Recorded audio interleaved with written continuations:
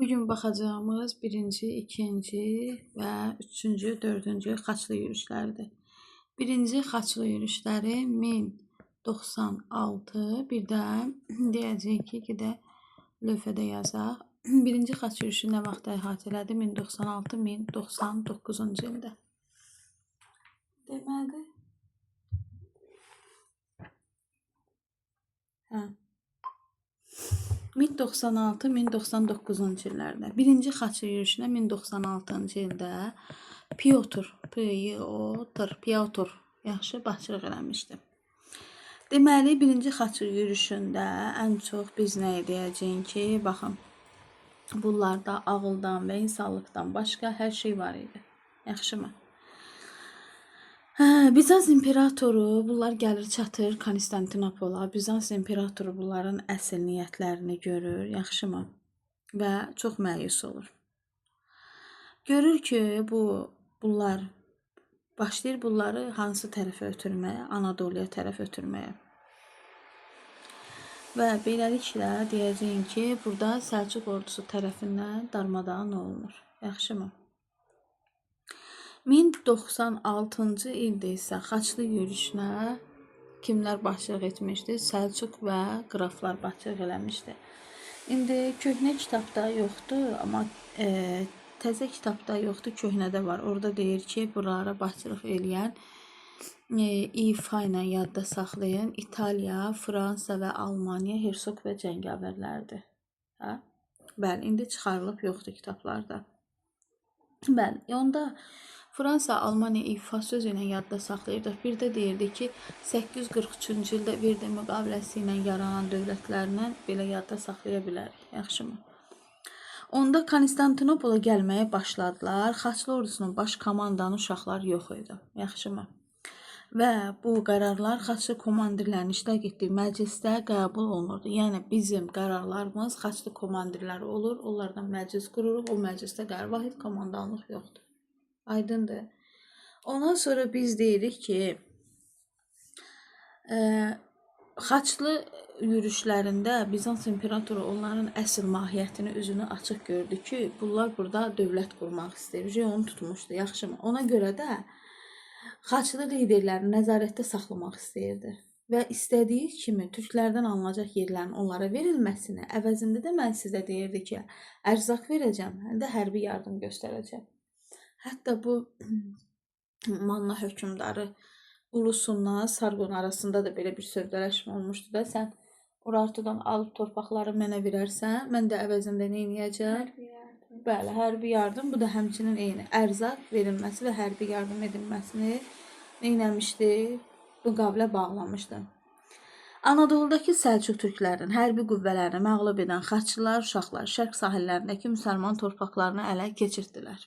Bildik. Ondan sonra burada Qüdsü ələ keçirdilər 1099-cu ildə. Və orada İngiliscə çay nə deməkdir? T nədir bəs? Deməli Tripoli, Edessa, bir də Antioxiya. Edessa. Başa düşdünüz nə dedim? 1099-cu ildə Qüdsü ələ keçirdən xaçlı yürüşləri Qüds daxil olmaqla müsəlman yahudilərə qarşı Qüdsdə daxil olanda qırğın törətdilər və dedik burada hansı krallıqlarını, xaçlı dövlətlərini yaratdılar? Tripoli, Edessa, Antioxiya. Yəni başa düşün ki, birinci xaçlı yürüşünün səbəbi nə idi də, yaxşımı? Konstantinopola gəlir, amma Bizans imperatoru bunları belə deyək də niyyətlərini başa düşür və yolların adlılar. İkinci xaçlı yürüşünün, bax Edessanı yadınızda saxlayın. Edessa qraflığının azad etmək idi. Mosul əmri xaçları məğlub edib Edessa qraflığını azad elədi. Bu da 1147-dən 1149-cu illəri əhatə edir. Neçənci illəri? Bəli, 49-cu illər. Bax, yadınızda qalsın. Qüdsün itirilməsi əlbəttə ki, Səlcuqların ən böyük zərbə idi. Bunu bilirik, yaxşımı?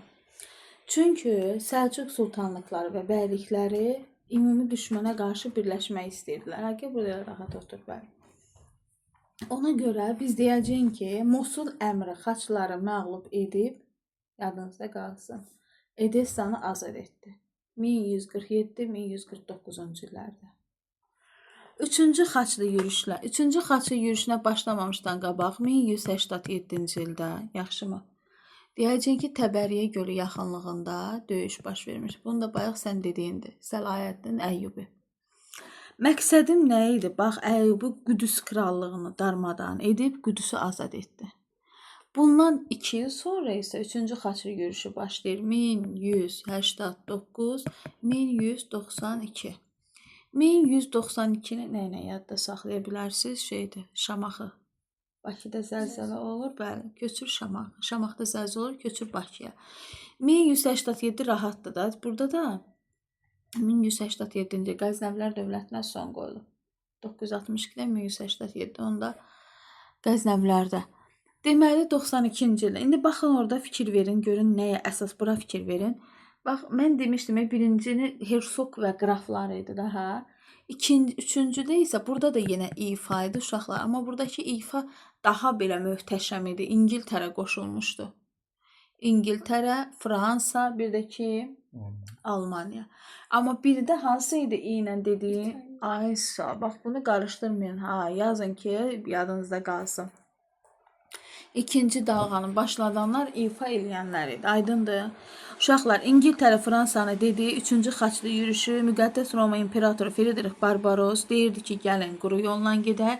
İngiltərə, Fransa deyirdi ki, yox, su ilə gedək. Həqiqətən də Fridrix Barbaros Konya şəhərini ələ keçirtdi. Burada qırğınlar həyata keçirdir. Ondan sonra Göysu çayını keçəndə elə su ilə yadda saxlayın. Göysu suyu keçəndə orada boğulub ölmüşdü. Və beləliklə Suriya fələstin əhalisi böyük bir fəlakətdən, dağıntıdan xilas oldu. Aydın oldu. Alman İmperatoru Fridrix Barbaros dedi, avala gəlin quru ilə gedək. Elə bilirmiş də əvvəlcədən əcəli gəldiyin, yaxşımı? Nəysə uşaqlar, İngilis və Fransız krallarının da Qüdüsü ələ keçirmək istəyi baş tutmadı, yaxşımı? İndi 4-cü xaçlı yürüşünə. 4-cü xaçlı yürüşünə 3-cü İnnon Kenti başçılıq edirdi. İnnon Kenti yeni vergi təyin eləmişdi. Bax, buna fikir verin. Biz bunu Fransanı keçəndə 11-ci Ludovikdə illik vergi təyin eləmişdi. Ondan oxşarlıq təşkil edəcək. Uşaqlar, 2022-ci ilin situasiya sualı idi. Məqsədim Misir üzərinə yürüş etmək idi. Bu zamanda güclü dəniz donanması olan Venesiya ilə danışıqlar aparıldı ki, onlardan bizə veriləcəyi kirayə gəmiləri götürsün. Amma Venesiya artıq Konstantinopola bunları yönləndirir. Çünki Venesiya özü Bizansdan rəqib idi dənizdə, ticarətdə, yaxşımı? Ona görə də neynədi? Katolik kilsəsi ilə patriarxın düşmənçiliyi neynədi? Artıq üzə keçdi də bunları Konstantinopola yönləndirdi, yaxşımı? 3-cü Nankenti şəxsən özü başçılıq edirdi. 4-cüyə 1204 elə yadda saxlayarsınız. Arzu 1261-ci ilə qədər İskəndər bura fikir verin. 1261-ə qədər burada 4-cü xaçlı yürüşü idi. Nəticədə Latın imperiyasını yaratdılar. Bax, 1-ci xaçlı yürüşündə də dövlətlər yaratmışdılar, yaxşımı? Hansı dövlətlərdir? Bayaq dedim. Tripoli, bəli, Edessa, Antioxiya, yaxşımı? Qüdüs.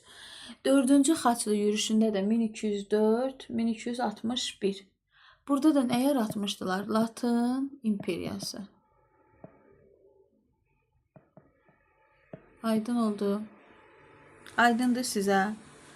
Yəni, Müqəddəs Sofiya kilsəsinin qayrət olunması özünü göstərdi ki, artıq bunların, belə deyək də, əsl üzlərini açdılar da. Yəni ki, adi din uğrunda bu xaçlı yürüşdür. Boş-boş söhbətlərdir, yaxşımı?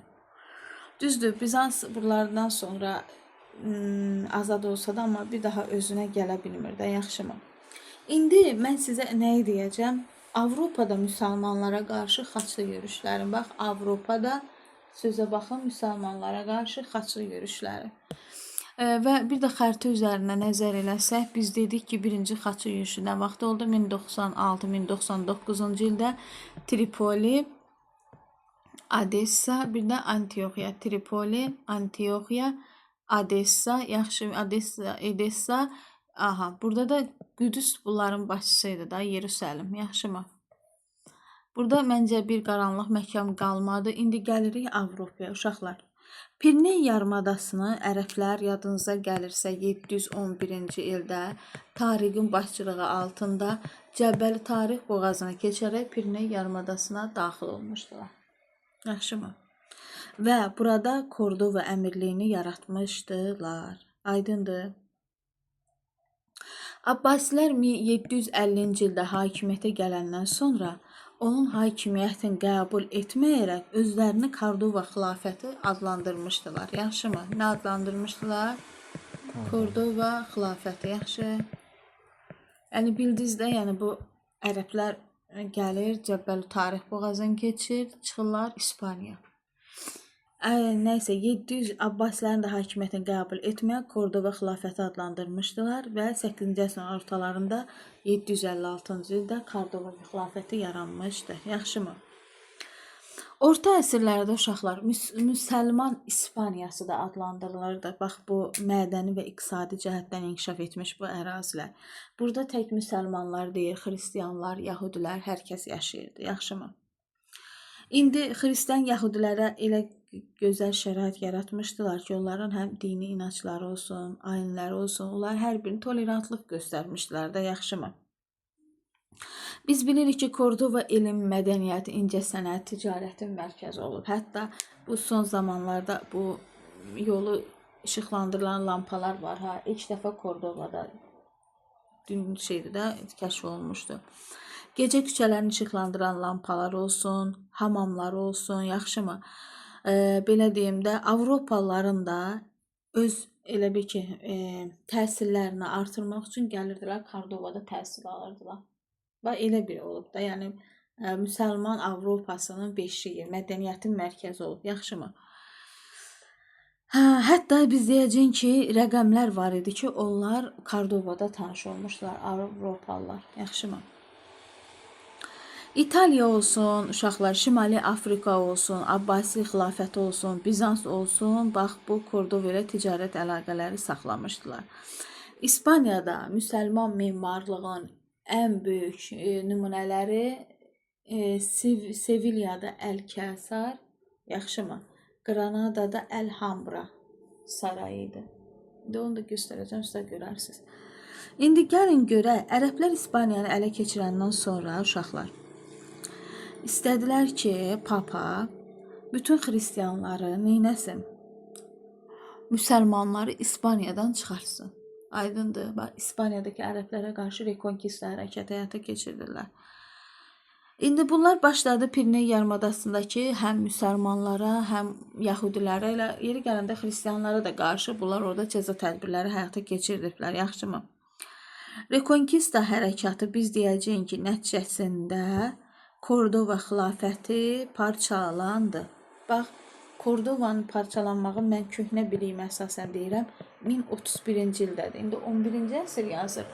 1030-dan yadda saxlayın da, yaxşı Dəndənəkandan 10 il qabaq. Dəndənəkan döyüşü nə vaxtdır? Bəli, ondan 10 il qabaq elə 1030-dan yadda saxlayın. Deməli, nə parçalanır ay uşaqlar? Kordova xilafəti parçalanır. Daxili çəkişmələr, rekonkista hərəkəti nəticəsində. Burada arzu fikir verin, İskəndər bura baxın. Kan yaranacaq, Kastiliya, Aragon, Navarra. Aydındır? Nə yarandı? Kastiliya, Aragon, Navarra. Rekonkista kıkı kan sözü ilə yadınızda saxlayın. Uşaqlar, baxın. İndi biz deyəcəyik ki, İndi bunların birləşməsi var idi. Kastiliya ilə Aragon krallığı. Ümumiyyətlə, bax, yadınızda qalsın ki, bunlar deyirdi ki, Aypara ilə, nə idi onun adı, Xaçın bir-birinə qarşı mübarizəsidir, yəni müsəlmanlardan, xristianların. Xristian dövlətləri yadınızda saxlayın. 14-cü əsrdə müsəlmanların əlində yalnız Qranada əmirliyini qoydular. İndi gəlin mən sizə bu kan sözü var ha. Bu kanda fikir verin. Kastilya Aragon birləşəcək ha. 1479-cu ildə İspaniya krallığını yaradır. Sizdən soruşacağım ha, fikriniz burada olsun. Kastilya birləşdi, nə yaratdı 1479-da? İspaniya krallığını. Navarra da bilirsiniz kimlər arasında bölüşəcək? Navarra'da elə bilin İspaniya ilə Fransa arasında bir dənə xəritədə göstərim. Hə, deməli biz nə dedik? Kastilya, Aragon. Bax bir dənə burada fikir verin. Burada fikir verin. İspaniya ilə, hə? İspaniya necə yaranmışdı 1479-cu ildə? Kastilya, Aragon birləşir 1479-da yaranır. Fransada buradadır da. Fikir verin. O Navarra var, deyir nə var? Gəl bunu da bölüşdürək də, qalacaq elə boş bekar ortalıqda. Navarranın da bu ikisi arasında bölüşdürüləcək, yaxşı. Və beləliklə İspaniya daha da güclənəcəkdir, yaxşımı? Bundan sonra biz deyəcəyik ki, ərəblərin, yəhudilərin mülkiyyətlərinə toxunulmayacağına qarşı söz vermişdilər, dini azadlıqları saxlanılacaqdı. Amma verdikləri əməllərə heç birinə riayət eləmədilər qanunlara. Müsəlmanlar, yəhudilər, xristianlığı qəbul etməli idi. İstəməyənlər də köçüb gedəcəkdi hara? İspaniyanı tərk edib Afrikaya köçdülər. 1400 dedim axı müsəlmanların əlində bir dənə qalmışdı hara? Müsəlmanların əlində bir dənə qalmışdı nədir onun adı? Granada. Granada da 1492-ci ildə nə edəcək? Süqut eləyəcəkdir. Aydın oldu sizə? Xaçlı yürüşlərin şərq üçün nəticəsi, qərb üçün nəticələr. Necə mən sizə deyirəm ki, onu dərk eləyərək oxuyasınız. İndi onu da sizə başqa bir şeydə izahım verəcəm. Yəni İspaniyada başa düşdünüz ki, Reconquista hərəkatı nə idi? Ərəblərin hakimiyyəti altında olan ərazilərin geri alınmasıdır Reconquista hərəkatı. Reconquista hərəkatı nəticəsində parçalandı. Kordova xilafəti 11-ci əsrdə hansı dedik ərazilər yarandı? Kan. Hansı oldu deyin də? Kastilya, Aragon, bir də Navarra. Kastilya ilə Aragon birləşdi 1479-da nə yaratdı? İspaniya. Sonra dedik ki, İspaniya ilə də Fransa haranı öz aralarında bölüşdürdü? Navarranı, bəli. Biz dedik ki, 1492-ci ildə isə neynədi? Granada əmirliyinə son qoyuldu. Aydın oldu. Xaçlı yürüşləri də məncə biləm aydındır. Bir dənə onların şərq və qərb üçün nəticələrin indi sizə izah edəcəm onu da.